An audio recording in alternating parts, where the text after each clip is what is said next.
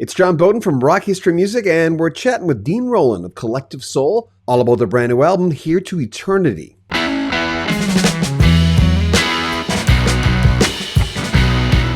know it's cliche to say this, but not a bad track on this brand new album. It's a double release. I've been a fan going way back to 92. And as you'll hear in a second, a lot of big hits from this group. We're going to start off by talking about recording in Elvis Presley's house. It's called Elvis Presley's Palm Springs Estate. And they were recording in that house the night Lisa Marie Presley died. And something strange happened. But first, a little background on the band. Dean Rowland on Rock History Music. Collective Soul, one of the great American bands. They're from Stockbridge, Georgia. Formed in the early 90s, actually 1992, with lead vocalist and guitarist Ed Rowland, who's their main songwriter, along with his brother Dean Rowland on rhythm guitar. They were one of the top post-grunge bands that were right in the vein of alternative rock. The original lineup also included bassist Will Turpin, drummer Shane Evans, and lead guitarist Ross Childress. We'd be remiss if we didn't mention the Rowland brothers, who were brought up in a very strict Christian family. And for many years, the boys didn't really have access to rock and roll. The band's breakthrough came with their debut album, Hints, Allegations, and Things Left Unsaid. It was released in 1993. Initially, it was intended to be a demo, but then the album's success was propelled by the hit single Shine, a raw and passionate tune that builds. It received a lot of airplay on college radio stations and MTV. It's also, as of this taping, their biggest song on Spotify with 200 plus million listens. Shine became a defining anthem of the 1990s. It reached number 11 on the Billboard Hot 100 and really secured the band's position in rock music. Following this unexpected success, Collective Soul released their self-titled second album in 1995, which solidified their reputation. The album featured multiple hit singles, including the gritty Toe Tap in December and the slower The World I Know. Singer and songwriter Ed Rowland says it was the ultimate song about compassion and finding perspective. Even the video shows a character losing all hope until he gets a sign. Also on the album, the rebellious and explosive tune Gel. All the singles got lots of airplay. Their third album, Discipline Breakdown, in 1997, continued their commercial success. It produced hits like that electric storm of Precious Declaration and Listen, a tune about standing up in spite of what hits you. And they all performed well on rock radio charts. By 1999, Collective Soul released Dosage. It's an album that featured a new period of creative maturity for the band, an evolution. It featured the hit single, Heavy, and combined that visceral, that intense rock vein that was a trademark for the band. And it spent a record-breaking 15 weeks at the top of the mainstream rock charts. The early 2000s saw Collective Soul continuing to evolve with their sound with the album Blender. It included the pop-infused single, Why Part 2, and a notable collaboration with Elton John, one of their heroes, on the track Perfect Day. The trio of Ed Rowland, Dean Rowland, and Will Turpin really remained dedicated to the band's vision.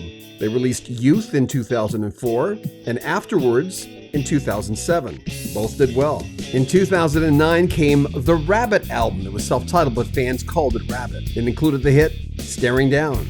Collective Soul's enduring appeal lies in their ability to adapt and reinvent themselves. While they stayed true to their rock roots, they continued to release new music, like See What You Started by Continuing in 2015 and Blood in 2019. They sold well over 20 million albums worldwide, and their May 2024 album was a double feature, a double record, Here to Eternity, and called a thrilling no-skip effort from start to finish. This is a culmination of a lot of great things, and some bad, but here you are in Elvis's estate.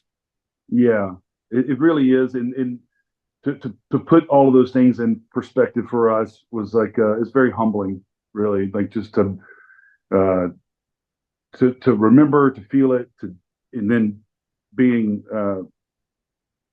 fortunate enough to continue to do it. So, I don't know, man. It's a strange life. So no ghost sightings in the estate. I'm just clarifying that right now, just in case. There was no ghost sightings. I mean, the only the night, unfortunately, the night that Lisa Marie passed, we were recording there, and our control the soundboard and all the control room was set up in her childhood room, and there was a oddly enough, I mean, we're in Palm Springs, right? You don't get much rain there. I mean, seasonal, I guess, but the ceiling collapsed and flooded that room. It literally, I mean, I'm not trying to be conspiratorial or any of that, but it was a strange coincidence.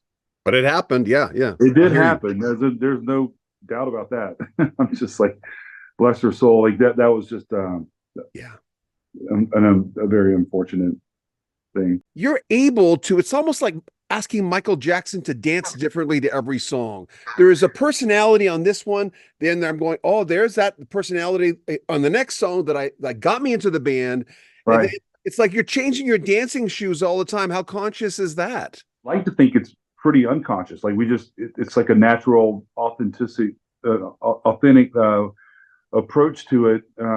We'll go in the studio and like let's we'll take a different approach from time to time, right? So these last couple of records we've made, especially this most recent one, figure out where the song's going to go. We've rehearsed them to a degree. We a lot of times we like at sound check or when we're playing shows, we'll or even during the show we'll play some songs.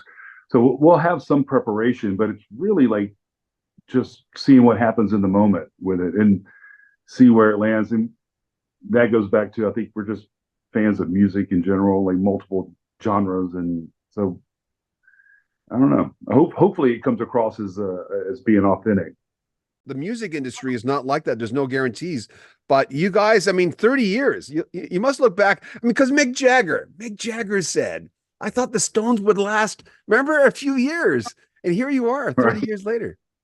I know that's a so we're coming up on we're actually in the 30-year anniversary of our band, and like we've never been big on too much reflection on our career. It's kind of like let's just go keep making music and be completely grateful for the success and just being able to make music for a living. Like that's rare, I think. So we've never really strayed from that, but like the 30-year anniversary, kind of like sit back and we we filmed a documentary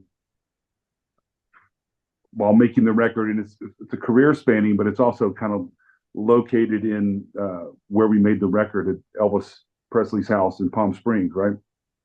So it was a good time to do some reflection. So it was a very emotional. Making this record was emotional on multiple levels. Like you're already going in.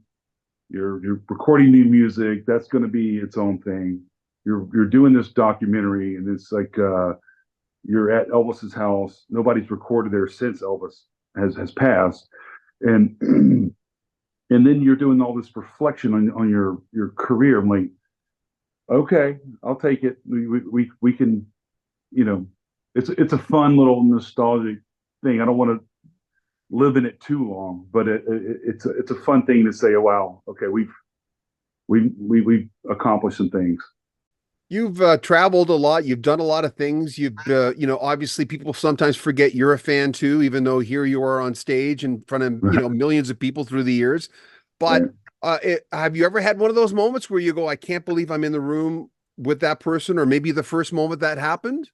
Oh gosh, so many times. I mean, the probably the first time that I had one of those moments. I had the good fortune of becoming friends with Elton John over the years. And the first time I met Elton was that thing where it's like all of the history, all those things, all those songs, everything all the pictures you had seen. I'm like, oh, that's you. You're real, and it's like that. It's a little bit of a mind trip, but yeah, for sure, dude. Like, and even on stage, like I'll trip out sometimes. I'm like, because we don't use like it's five men up on stage playing their instruments, right? So I'll have moments where I'm like, if any one of us stop doing something, this is going to be a calamity, right? So I have those like existential moments. Hope you enjoyed that. We'll have more from Dean Rowland of Collective Soul the next few days. Make sure you comment on our videos. We always read all the comments. And if you want to help the channel, we're trying to raise money to buy a few more mics for the channel. Some good mics. None wrong with these, but we need better ones. If you want to make a donation, there's a link to PayPal at the very top of the description. Also, a link to Patreon where you can get early access to all our videos. But remember, subscribe, like our videos, comment on them, and share them on social media. I'm John Bowden. This is Rocky Street Music. Take care of yourself.